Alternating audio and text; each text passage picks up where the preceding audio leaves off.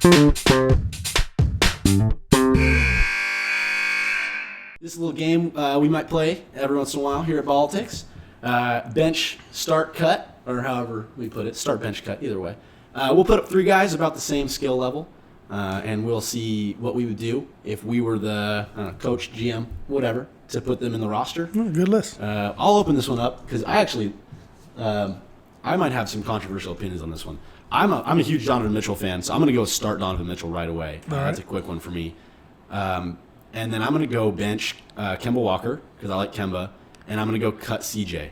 Obviously, today we're recording on a Taco Tuesday. Taco Tuesday! And CJ McCollum just got his bag today. He got 3 years, $100 million. Well deserved. Which is deserved for what he's done for Portland, absolutely. Yeah. But I've just never, I've said it before and I'll say it again, I've never bought into the Portland thing. They're fun to watch, but I can't get into the Dame McCollum backcourt. Gotcha. I think they're super fun to watch. I think they seem like really cool guys. And they're great players, but in terms of these guys, my 2 favorites here are going to be Mitchell and Kemba, and Mitchell being obviously my favorite. All right, my turn. And I totally disagree. Do you really? It's all right, though. Here we go. Good. All right, so for me, I'm going start CJ McCollum. Really? I'll tell you why in a minute. Okay. I'm going bench Donovan Mitchell, and I'm cutting my man over here in the Boston Green, Kemba Walker. And obviously all great players, and we're just having fun with this. But I'm old school, right? Okay, so CJ McCollum is just one of those guys that we just call a baller. Okay. You drop him in any park, in any arena, put on any jersey, put him in any situation, and he is going to get buckets. Okay. He has earned my respect as someone who appreciates guys who ball at the highest level. You know, the problem that a lot of guys that are around my age group have with some of the players in today's day and age, I'm going to get off my lawn guy right now. Okay, it's okay. The problem that we have is that we see these stats, we see these numbers put up through the regular season, and then I see you completely disappear in the postseason. CJ McCollum is a guy that I have seen in the postseason for several seasons now consistently go toe-to-toe with the best 2 guards in the entire league. And I see him going mano-a-mano off the dribble, off the catch and shoot, off the pick and roll. He gets in the middle of the lane. He creates havoc there. He gets to the free throw line and doesn't say a word. He just goes about his business. Right. I don't want to compare him to this player, but almost kind of like a old school Joe Dumars that was next to Isaiah Thomas, right? Sure. He just goes out there and does his job. Right. And there's a lot of nights when he's the best player on his own team, even outside of Damian Lillard. Dame is more exciting. He hits the exciting shot. He has the flair and the flash. Yeah. But you put the ball in C.J. McCollum's hands, he's a better playmaker, and I believe he's better off the dribble with his jump shot. There's things, obviously, that Dame does better than him. Absolutely. But C.J., I just love his all-around game and the fact that he's just a guy that just goes and get buckets, and he's a situational player, right? And what I mean by that is a lot of guys, you put them out there on the court, and depending on what situation it is, they may fail or freeze in those moments.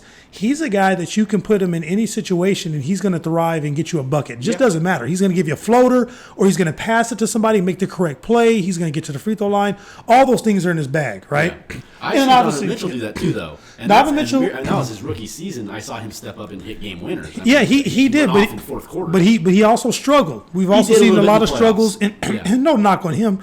Because obviously, he's a guy out there that's the best player on his team at such a young age, right?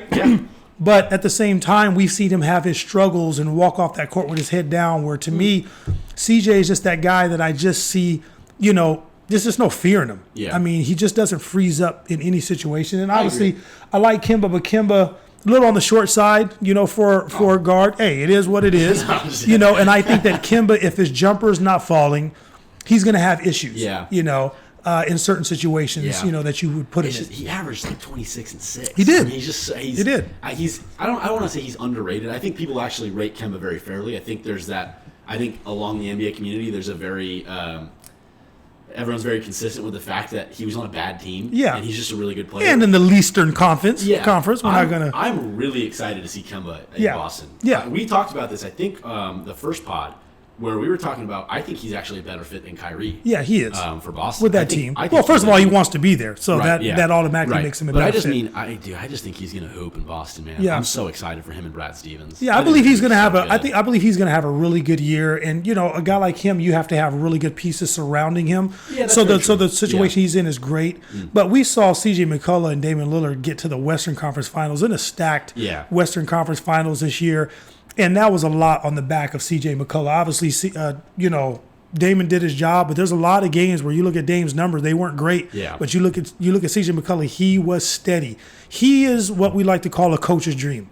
He's just one of those guys that coaches love. Yeah. You just don't have to tell him what to do. He just goes out and doesn't take bad shots. Not a bad shot selection type guy. Not a bulk shooter. He just takes advantage of the touches that he gets and just plays basketball the right way. Yep. If kids out there watching, that's the guy you pattern your game after if you're a two guard. All right. There it is. All right. There it is.